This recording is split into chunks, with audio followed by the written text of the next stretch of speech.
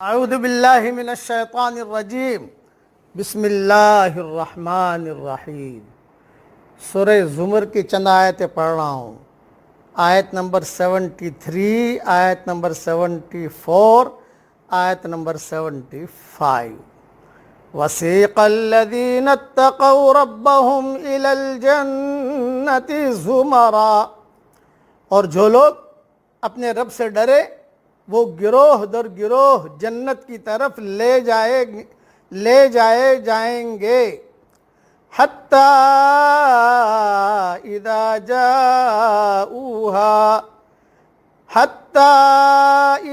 جَاءُوهَا وَفُتِحَتْ أَبْوَابُهَا وَقَالَ لَهُمْ خَزَنَتُهَا سَلَامٌ عَلَيْكُمْ طِبْتُمْ فَادْخُلُوهَا خَالِدِينَ، یہاں تک کہ جب وہ وہاں پہنچیں گے اور اس کے دروازے کھول دیے جائیں گے اور اس کے محافظ ان سے کہیں گے کہ سلام ہو تم پر، خوشحال رہو، پس اس میں داخل ہو جاؤ ہمیشہ کے لیے۔ وَقَالُوا الْحَمْدُ لِلَّهِ الَّذِي صَدَقَنَا وَعْدَهُ، اور وہ کہیں گے کہ شکر ہے اللہ کا، کہ اس اللہ کا جس نے ہمارے ساتھ اپنا وعدہ سچ کر دکھایا۔ وَأَوْرَثَنَا الْأَرْضَ نَتَبَوَّأُ مِنَ الْجَنَّةِ حَيْثُ نَشَاءُ، اور ہم کو اس زمین کا وارث بنا دیا، ہم جنت میں جہاں چاہے مقام کریں۔ فَنِعْمَ أَجْرُ الْعَامِلِينَ، پس کیا خوب بدلہ ہے عمل کرنے والوں کا۔ وَتَرَى الْمَلَائِكَةَ حَافِّينَ مِنْ حَوْلِ الْعَرْشِ، اور آپ فرشتوں کو دیکھو گے کہ عرش کے گرد حلقہ بنائے ہوئے اپنے رب کی۔ وَتَرَى الْمَلَائِكَةَ حَافِّينَ مِنْ حَوْلِ الْعَرْشِ يُسَبِّحُونَ بِحَمْدِ رَبِّهِمْ، اور آپ فرشتوں کو دیکھو گے کہ عرش کے گرد حلقہ بنائے ہوئے اپنے رب کی حمد اور تسبیح کرتے ہوں گے۔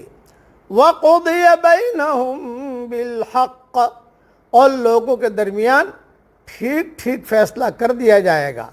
وَقِيلَ الْحَمْدُ لِلَّهِ رَبِّ الْعَالَمِينَ، اور کہا جائے گا کہ تمام تعریف ہے اللہ رب العالمین کے لیے ہیں۔ جنت میں جانے والے وہ لوگ ہیں جن میں تقوی کی صفت پائی جاتی ہے۔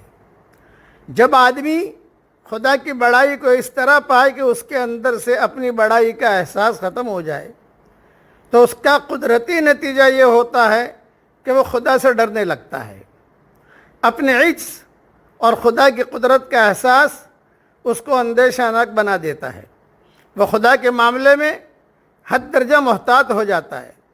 اس کو ہر وقت یہ کھٹکا لگا رہتا ہے کہ آخرت میں اس کا خدا اس کے ساتھ کیا معاملہ فرمائے گا۔ جن لوگوں نے دنیا میں اس طرح خوف کیا وہی آخرت کی بے خوف زندگی کے وارث قرار دیے جائیں گے۔ اہل جنت کے ساتھ آخرت میں وہ معاملہ کیا جائے گا جو دنیا میں شاہی مہمانوں کے ساتھ کیا جاتا ہے۔ ان کو کمال اعزاز و اکرام کے ساتھ ان کی قیام گاہوں کی طرف لے جایا جائے گا۔ جب وہ جنت کو اپنی آنکھوں سے دیکھیں گے تو بے اختیار ان کی زبان پر حمد اور شکر کے کلمات جاری ہو جائیں گے۔ جنت میں ان کے لیے نہ صرف اعلیٰ قیام گاہیں ہوں گی بلکہ وہاں سیر اور ملاقات کے لیے آنے جانے پر کوئی روک نہ ہوگی۔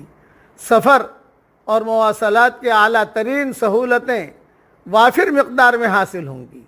حمد کی مستحق صرف ایک اللہ کی ذات ہے، مگر موجودہ امتحان کی دنیا میں اس کا ظہور نہیں ہوتا۔ آخرت میں حمد الہی کے کامل ظہور کا دن ہوگا۔ اس وقت تمام زبانیں اور سارا ماحول حمد خداوندی کے نغمے سے معمور ہو جائے گا۔ تمام جھوٹی بڑائیاں ختم ہو جائے گی، وہاں صرف ایک ہستی ہوگی جس کا نام لے، وہاں صرف ایک بڑائی ہوگی جس کی بڑائی سے سرشار ہو کر وہ اس کے حمد کرے، یعنی اللہ کی بڑائی بیان کی جائے گی، بس اور کچھ نہیں۔